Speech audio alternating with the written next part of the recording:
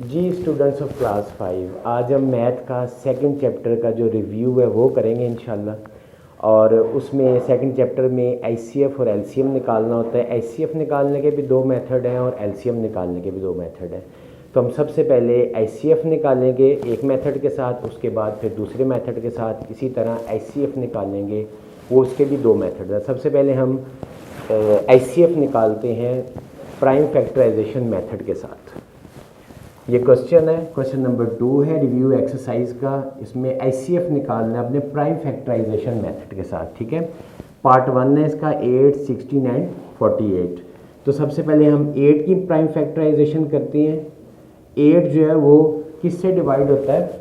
हाँ जी, 2 से, ठीक है। 2 4 ज़ा 8, 2 2 ज़ा 4 एंड 2 1 ज़ा 2। तो हम यहाँ लिखेंगे प्राइम फैक्टर्स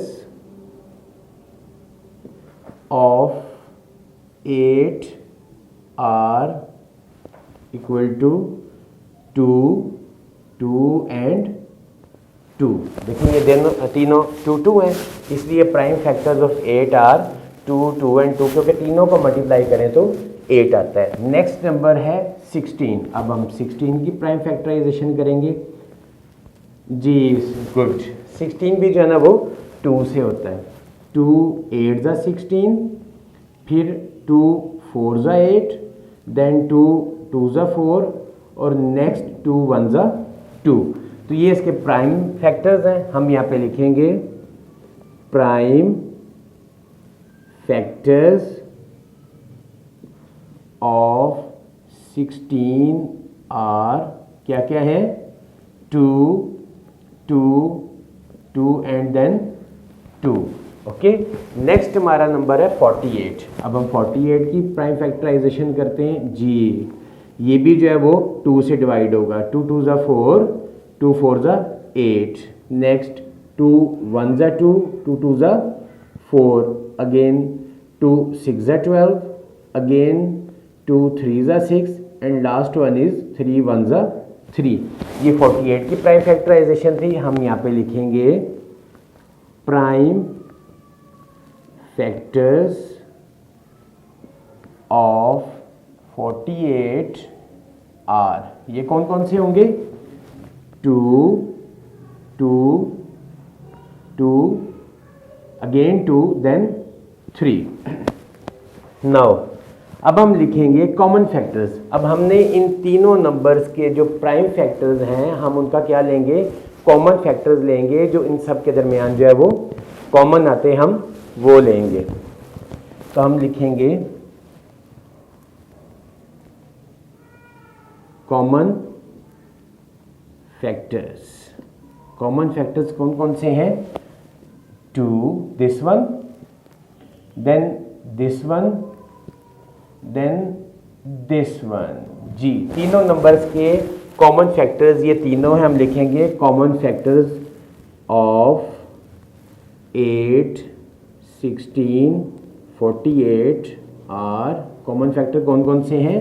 2 2 एंड 2। देन हम लिखेंगे प्रोडक्ट ऑफ कॉमन फैक्टर्स, ठीक है। तो हम तीनों का प्रोडक्ट लेंगे, 2 मल्टीप्लाई बाई 2 मल्टीप्लाई बाई 2। जी तो 2 मल्टीप्लाई बाई 2 4 और 4 मल्टीप्लाई बाई 2 8। तो हमारा एचसीएफ क्या निकलेगा? जी 8। तो ये हमारा जो है वो आंसर हो गया, यानी कि हमने ये एचसीएफ निकाला है प्राइम फैक्टराइजेशन मेथड के साथ। हमने सेकंड क्वेश्चन किया रिव्यू एक्सरसाइज नंबर 2 का। अब हम जो है वो थर्ड क्वेश्चन करते हैं। थर्ड क्वेश्चन क्या है कि find HCF by division method, यानी कि फाइंड आउट आपने एचसीएफ ही करना है लेकिन मेथड चेंज हो गया, डिवीजन मेथड। हाँ जी ये सिंपल डिवीजन ही है लेकिन थोड़ी सी आम डिवीजन से वो चेंज है। आए हम अब क्वेश्चन को करते हैं। क्वेश्चन है एचसीएफ निकालना है 24 72 और 116 का। अब पहले हम 2 डिजिट्स वाला भी जो है ना वो एचसीएफ निकालते थे, लेकिन उसमें क्या करते थे कि हमें पता होता था कि बड़ी वैल्यू को अंदर रख के छोटी वैल्यू से डिवाइड करना है और प्रॉपरली हो जाता था। अब हमारे पास है 3 डिजिट्स, ठीक है। अब 3 डिजिट्स में क्या करना होगा कि हम कोई से भी 2 डिजिट्स फर्स्ट ऑफ ऑल ले लेंगे, उन दोनों का एचसीएफ निकाल लेंगे। फिर जो उन दोनों का एचसीएफ निकलेगा उसके बाद हम जो है वो क्या करेंगे कि उस तीसरे डिजिट के साथ उसको अटैच करके उन तीनों का एलसीएम एचसीएफ निकाल लेंगे, ठीक है। अब हम फर्स्ट ऑफ ऑल जो है ना वो क्या लेते हैं, एक सबसे बड़ी वाली वैल्यू को ले लेते हैं और सबसे छोटी वाली वैल्यू को ले लेते हैं। तो अब हम क्या करेंगे कि 116 ये सबसे बड़ी वैल्यू है और इसको सबसे छोटी वाली वैल्यू यानी 24 से डिवाइड करते हैं, ठीक है। अब 24 का टेबल आपने 116 तक पढ़ना है जी, वेरी गुड, आपने सही कहा। 4 से मल्टीप्लाई करेंगे इसको 24 को, 4 4 ज़ा 16, 1 कैरी, 4 2 ज़ा 8, 1 9, ठीक है, ये आ गया 96। अब अगर 24 को 5 से मल्टीप्लाई करेंगे तो क्या आएगा, वेरी गुड, 120 या 116 से एक्सीड कर जाता है, ठीक है। तो अब हम क्या लेंगे, 24 4 ज़ा 96, ठीक है। अब हम इसको माइनस करेंगे, इसमें से 6 में से 6 0। अब 1 में से 9 माइनस नहीं हो सकता, हम 1 कैरी लेंगे, 1 कैरी लेंगे तो 11 हो जाएगा। 11 में से हम 9 माइनस करेंगे तो 2 रिमाइंडर रह जाएगा, यानी कि 20 जो है वो रिमाइंडर रह गया। अब आपने देखना जो रिमाइंडर है ना वो रिमाइंडर डिवाइडर से छोटा हो गया। जैसे ही ये इससे छोटा हो जाए तो आपने क्या करना है कि उसको 24 को अंदर रख के उस रिमाइंडर से आपने डिवाइड करना है। अब हम यहाँ पे 24 ले लेंगे, ठीक है। अब 20 को 24 के टेबल 24 तक पढ़ना है हमने। अब 20 का टेबल हम पढ़ेंगे, 21 ज़ा 20, 22 ज़ा कितना होता है 40, तो 40 जो है वो 24 से एक्सीड हो जाएगा, इसलिए हम 21 ज़ा 20 यहाँ लिखेंगे। 4 में से 0 माइनस करेंगे तो आंसर आएगा 4। अब हम क्या करेंगे कि चूंकि 4 रिमाइंडर डिवाइडर से छोटा है, अब हम इस डिवाइडर को अंदर रख के इससे डिवाइड करेंगे। 4 5 ज़ा 20, ओके, ये पूरा पूरा आपका डिवाइड होगा। इट मीन्स ये जो 4 है ये हमारा कैपिटल वैल्यू और स्मॉल वैल्यू का एचसीएफ है, ठीक है। अब हम यहाँ लिखेंगे कि इनका एचसीएफ 4 आया। अब 4 के बाद हम क्या करेंगे कि हमारी जो रिमाइंडर वैल्यू बची है वो है 72। अब हम इस 4 को जो है 72 को 4 से हम डिवाइड करेंगे। अब यहाँ पे हम कर लेते हैं डिवाइड, 72 को 4 से डिवाइड। 4 1 ज़ा 4, रिमाइंडर 3 32, 4 8 ज़ा 32, पूरा पूरा डिवाइड हो गया। इट मीन्स के 4 ने 72 को भी पूरा पूरा डिवाइड कर दिया। इसका मतलब है कि 24 72 और 116 का जो एचसीएफ है वो क्या आएगा 4। तो यहाँ हम लिख देंगे HCF of 24 72 116 is 4।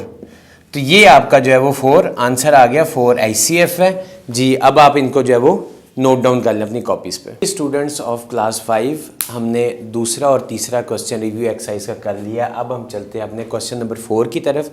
Question number 4 है find LCM by prime factorization method, यानी कि एलसीएम आपने निकालना है। पहले दोनों क्वेश्चंस में आपने एचसीएफ निकाला था, एक एचसीएफ निकाला था प्राइम फैक्टराइजेशन मेथड से और दूसरा जो है वो निकाला था आपने डिवीजन मेथड से। अब हम जो क्वेश्चन नंबर 4 है उसमें हमने एलसीएम निकालना है।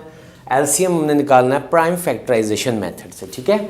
अब हमें जो एलसीएम निकालना था वो 3 डिजिट्स थे, 15 18 एंड 36। सबसे पहले हमने 15 की प्राइम फैक्टराइजेशन की, 3 5 ज़ा 15 5 1 ज़ा 5। तो हमने इसको यहाँ पे नोट डाउन कर लिया, prime factorization of 15 is equal to 3 multiply by 15। इसके बाद नेक्स्ट नंबर है 18। अब 18 की प्राइम फैक्टराइजेशन करेंगे तो 2 9 ज़ा 18, 3 3 ज़ा 9 और 3 1 ज़ा 3। तो उसके बाद हम यहाँ लिखेंगे prime factorization of 18 is equal to 2 multiply by 3 multiply by 3। उसके बाद नेक्स्ट नंबर है हमारा 36। 36 की हमने प्राइम फैक्टराइजेशन की, जो 2 8 ज़ा 36, 18 ज़ा 2 9 ज़ा 18, 3 3 ज़ा 9 और 3 1 ज़ा 3। तो इसमें यह है कि हमने फिर prime factorization of 36 is equal to लिखा है 2 multiply by 2 multiply by 3 multiply by 3। अब हमने क्या करना है कि हमने इसमें से कुछ कॉमन लेने हैं फैक्टर्स और कुछ नॉन कॉमन्स बाकी रह जाते हैं, ठीक है। तो हम पहले देखते हैं कि कॉमन फैक्टर्स कौन कौन से हैं। कॉमन फैक्टर्स हैं 2 जो कि आप देख रहे हैं, उसके बाद 3 और उसके बाद नेक्स्ट फिर 3। तो हमने यहाँ लिख लिया product of common prime factors is equal to 2 multiply by 3 multiply by 3 is equal to 18, यानी जितने प्राइम नंबर्स कॉमन थे उनका हमने प्रोडक्ट ले लिया, यानी उनको मल्टीप्लाई कर लिया।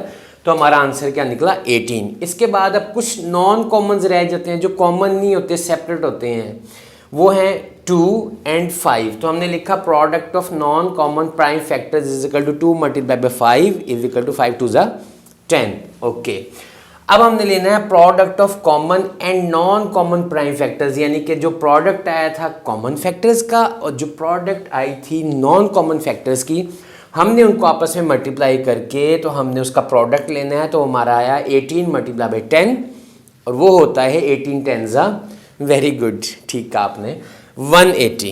ठीक है, तो ये 180 जो है ना, अब चूँकि ये सारा प्रोडक्ट है कॉमन नंबर्स का भी और नॉन कॉमन नंबर्स का भी, तो इसलिए प्रोडक्ट जो of common and non common prime factors जो होते हैं वो क्या कहलाता है एलसीएम। और आपका इस क्वेश्चन यानी तीनों क्वेश्चन 15, 18 एंड 36 का जो एलसीएम आया है वो है 180। ये 180 आपका आंसर है, इस क्वेश्चन का एलसीएम है। अब आप इसको आराम से नोट डाउन कर लीजिए। जी स्टूडेंट्स, हमारे question number 2, question number 3, question number 4 जो है वो हो चुके हुए हैं। नेक्स्ट क्वेश्चन है क्वेश्चन नंबर 5। इसमें भी आपने एलसीएम ही फाइंड आउट करना है, जैसे आपने क्वेश्चन नंबर 4 में एलसीएम फाइंड आउट किया था, इसी तरह इसमें भी एलसीएम फाइंड आउट करना है। But there is a difference between दो एलसीएम्स, दो questions is method differentiation. Method change है इस क्वेश्चन के अंदर, आपने निकालना एलसीएम ही है लेकिन डिवीजन मेथड से आपने निकालना है। ठीक है, अब वो डिवीजन मेथड क्या होता है, कैसा होता है, वो हम करके देखते हैं। अब जो नंबर्स आपको दिए हुए हैं 28, 42, 56, आपने उनको ऐसे लिख लेना है 28, 42 एंड 56। इनको आपने प्राइम नंबर्स के साथ जो है वो आपने डिवाइड करते रहना है। और पहला प्राइम नंबर है 2, आपने पहले इसको 2 से करना है। जब तक एक नंबर भी 2 से डिवाइड होता रहे आपने उसको 2 से डिवाइड करते रहना है। जैसे मैं आपके सामने इसको सॉल्व कर रहा हूँ, 2 1 ज़ा 2, 2 4 ज़ा 8, इसी तरह 2 2 ज़ा 4, 2 1 ज़ा 2, यानी 42 को 2 से डिवाइड करें 21 एंड 56 को 2 से डिवाइड करें 2 2 ज़ा 4 और 2 8 ज़ा 16। नेक्स्ट अगेन हमें नज़र आ रहा है कि 14 और 28 ये भी 2 से डिविजिबल है, तो हम इसको अगेन 2 से करेंगे। 2 7 ज़ा 14, 21 एज इट इज़ आ जाएगा क्योंकि 21 2 के टेबल पे डिवाइड नहीं होता। उसके बाद 28, 2 1 ज़ा 2, 2 4 ज़ा 8। नेक्स्ट अब अगेन इन तीनों में से एक डिजिट ऐसा है जो 2 से डिवाइड हो रहा है, वो है 14। तो हम अगेन 2 से करेंगे, 7 एज इट इज़ आ जाएगा, 21 भी एज इट इज़ आएगा और 2 7 ज़ा 14। अब अगेन नेक्स्ट नंबर है प्राइम नंबर 3। अब देखें 21 3 के टेबल में आता है, तो इसलिए हम इसको 3 से डिवाइड कर लेंगे, 7 एज इट इज़ आ जाएगा, 3 7 ज़ा 21 and 7 again as it is आ जाएगा। अब आप देख रहे हैं कि तीनों नंबर 7 है और तीनों 7 नंबर्स 7 से ही डिवाइड होते हैं। 7 1 ज़ा 7, 7 1 ज़ा और 7 1 ज़ा, यानी कि एंड में आपका जो क्वोशंट है वो लाजमी तौर पे 1 ही आना चाहिए। अब हम इन नंबर्स जो ये प्राइम नंबर्स हैं इनका हम जो है वो प्रोडक्ट ले लेंगे। ठीक है, प्रोडक्ट क्या आएगा, LCM is equal to 2 multiply by 2, फिर मल्टीप्लाई बाई 2, फिर multiply by 3 and multiply by 7, यानी कि जितने प्राइम नंबर्स हैं आपने उनको इस तरह मल्टीप्लाई करके इसकी शेप में लिख लेना है। यानी कि 2 2 ज़ा 4, 4 2 ज़ा 8, 8 3 ज़ा 24, वेरी गुड। 24 को अब 7 से मल्टीप्लाई करना है, आप यहाँ पे 24 को 7 से मल्टीप्लाई कर लें।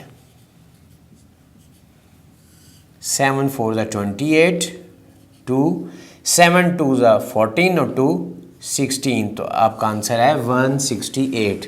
इट मीन्स आपके इस क्वेश्चन का जो एलसीएम है वो आपका जो है वो 168। ठीक है, ये आपका एलसीएम निकल आया। इस तरह आपके क्वेश्चन नंबर 2, 3, 4 और 5 जो हैं ये सारे कंप्लीट हो गए हैं। आपने घर में इनकी अच्छे तरीके से प्रैक्टिस करनी है ताकि आप अच्छे तरीके से एलसीएम और आईसीएफ दोनों दो मेथड्स के साथ फाइंड आउट कर सकें। अब आप इस तरह करें कि इस क्वेश्चन को अब आप नोट डाउन कर लें।